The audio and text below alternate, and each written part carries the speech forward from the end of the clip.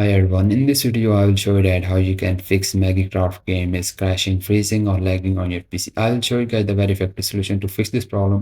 So first open up the Steam, then just click on the Magicraft game, then just click on the gear icon of your game. You will see the property, just click on that. Now here you'll see the enable the Steam overlay while in game. So just turn off this option. Once you turn off this option, then launch the game, then check problem is fixed or not. If your problem is not fixed, so the next solution that you can try, go to the update and make sure that your game is updated to the latest version, as patches may fix the crashing problem or the freezing issue. So just make sure that your game is updated. Then go to the installed files, then click on the verify, integrate your game files. It will take some time. Just wait for it, then simply restart the PC, then launch the game, then check. Still not working, then just click on the browse option you are seeing on the top.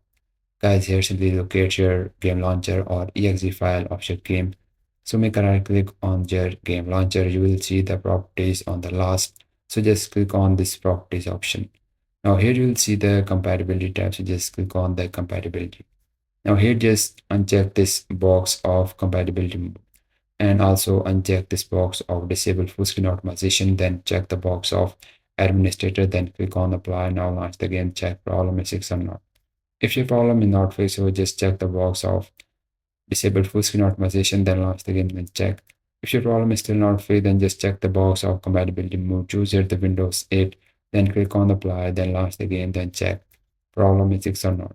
Guys, if your problem is still not fixed, so the next solution that you can try is update your Windows or update your graphic drivers.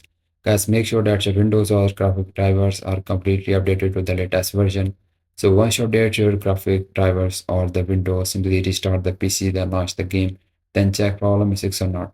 I hope guys one of the solution fixes your problem, and if yes, please like this video and bye bye and take care.